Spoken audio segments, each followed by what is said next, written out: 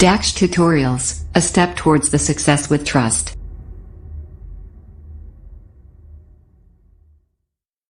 Hello students, welcome to you in your YouTube channel Dax Tutorials. In last videos हमने आपको exercise 1.5 तक 1.5 का question number 2 तक बताया था। आज हम बताएंगे आपको आगे के क्वेश्चन नंबर 3, जिसमें कहा गया है recall pi is defined as the ratio of the circumference से C of a circle to its diameter से D, that is pi equal to C upon D. This seems to contradict the fact that pi is irrational. How will you resolve this contradiction? आप इस विरोधाभास जिस contradiction को कैसे उसको resolve करेंगे, कैसे सॉल्व करेंगे, सेटिस्फाई करेंगे. तो आप देखेंगे इसमें ये कहा गया है कि जैसे कि पाई जो होता है, पाई हमारा किसी सर्किल, जैसा हमने कल बताया था, डिटेल में बताएंगे. पाई क्या है? पाई किसी सर्किल का सर्कमफेरेंस और डायमीटर का रेशियो होता है. अगर मान लो सर्कमफेरेंस सी है और डायमीटर डी है, that's one pi equal to आपका हो गया सी अपॉन डी. और it means this is the form of P upon Q. A number which is can be written in the form of P upon Q is a rational number, but you know pi is irrational. तो इस condition को आप कैसे इसको resolve करेंगे, ये आपको इसमें एक्सप्लेन करना है. तो हमने लिखा there is no contradiction. Remember that when we measure a length with a scale or any device, क्योंकि हम जानते हैं कि अभी जो इसका जो पाई है वो किसी सर्किल का सर्कमफेरेंस और डायमीटर का रेशियो है. मान लीजिए कोई सर्किल है, तो सर्किल का सर्कमफेरेंस आप किसी टेप से मेजर करते हैं तो डेफिनेटली कभी टेप लूज हो जाएगी या टाइट हो जाएगी, तो थोड़ी बहुत माइनर 1 सेंटीमीटर का हजारों बार बढ़ भी सकती है और घट भी सकती है. तो हमारे पास जो वैल्यू आती है दैट्स वन एक अप्रोक्सीमेट वैल्यू आती है. ऐसे ही अगर हम उसको डायमीटर भी मेजर करते हैं तो भी उसका एक अप्रोक्सीमेट वैल्यू आती है. वही हमने यहाँ डिस्कस किया है.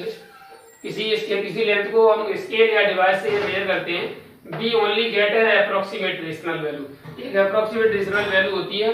So we cannot realize that either C और D. हम ये नहीं पता कर पाते कि C अथवा D में से कौन सा irrational है.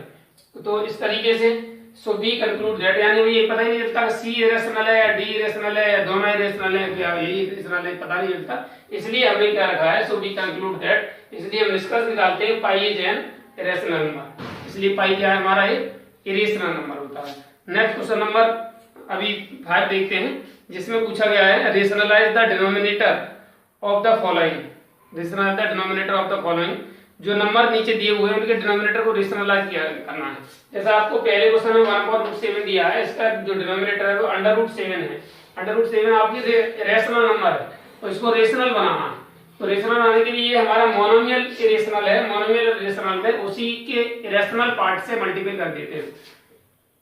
तो ये हमारा √7 था, तो √7 से इसमें मल्टीप्लाई कर दो. जब आप डिनोमिनेटर मल्टीप्लाई करेंगे तो न्यूमरेटर में भी करना पड़ेगा, इसलिए न्यूमरेटर में √7, इसमें इट मींस न्यूमरेटर और डिनोमिनेटर दोनों में √7 से मल्टीप्लाई कर देते हैं. ऐसा करने पर √7 का 1 से मल्टीप्लाई होगा तो √7 आएगा, और √7 का √7 से मल्टीप्लाई होगा तो रूट हट जाएगा, यानी वो सिर्फ 7 रह जाएगा. और 7 इस समय कैसा हो गया आपका, रेशनल हो गया.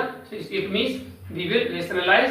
इसलिए हमने इसका क्या किया है, we have rationalize the given denominator of the number. जो नंबर का रेशनल डिनोमिनेटर दिया था उसको हमने रेशनलाइज कर दिया है.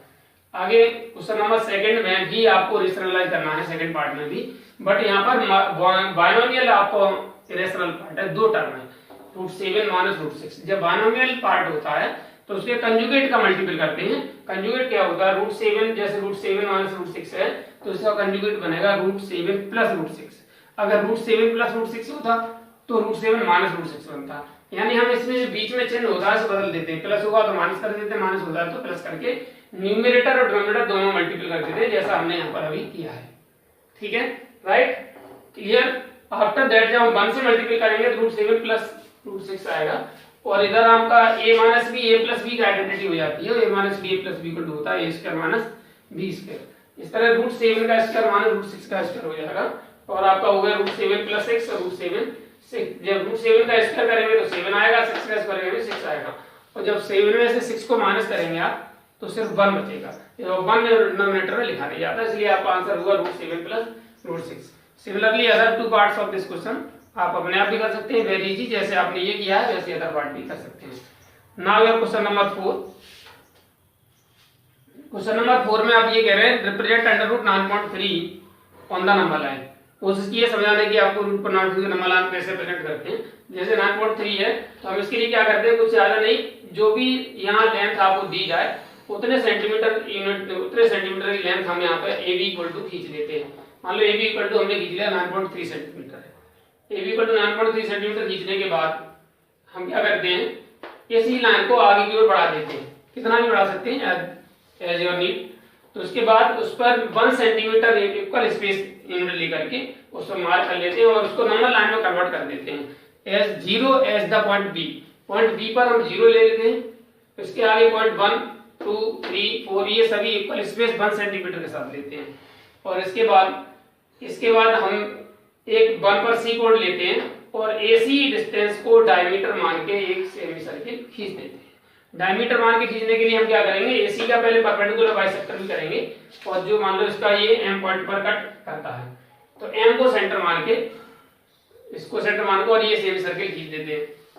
सेमी सर्किल खींचने के बाद पॉइंट बी पर एक परपेंडिकुलर 90 डिग्री का एंगल बनाती हुई लाइन यहाँ पर खींच देते हैं बीडी परपेंडिकुलर टू एसी हम खींच दिया। और इसके बाद फिर जो बीडी जो लेंथ आएगी that's one your under root 9.3 होती है। ठीक है, ये अंडर 9.3 होती है तो हम इस लेंथ को बी को सेंटर मान के, क्योंकि हमें नंबर लाइन पर रिप्रेजेंट करना है तो वो पॉइंट फाइंड करना होता है इस नंबर लाइन पर जो अंडर रूट 9.3 को रिप्रेजेंट कर रहा हो। तो ये इक्वल डिस्टेंस लेकर के इस पर आर्क लगा देते हैं जो इस नंबर लाइन को पॉइंट पी पर कट करता है, किसी भी कोई पॉइंट ले सकते हैं, पॉइंट पर कट करता है, that's one represent under root 9.3 on the number line. यही हमने सब इसमें डिस्कस किया है। Draw A B equal to 9.3 centimeter and produce it indefinitely, take B as a 0 and C as a 1 that is BC equal to 1 centimeter and make number line which line where 1 unit equal to 1 centimeter हम बोला 1 centimeter है। draw a semi circle with diameter AC को diameter मान के semi circle किया गया है, diameter AC and BD draw BD perpendicular AC BD AC perpendicular किया गया है, that is BD equal to under root 9.3 हो जाएगा। इसके बाद बिल सेंटर B को सेंटर मान के and radius BD equal to under root 9.3 draw an arc which cut the number line at P, जो नंबर लाइन को P पर कट करता है that's the point P represent under root 9.3। मैं समझता हूँ आपको तो ये वीडियो आपको पसंद आया होगा। आज के लिए इतना ही, अगली वीडियो में हम आपको देंगे। तो in last I want to say that जिन बच्चों ने अभी तक चैनल सब्सक्राइब नहीं किया है वो सब्सक्राइब कर लें और वीडियो को लाइक करें तथा शेयर करें। इन लास्ट पढ़ो घर से, कहो दिल से, Daksh tutorials a step toward the success with trust. Have a good day.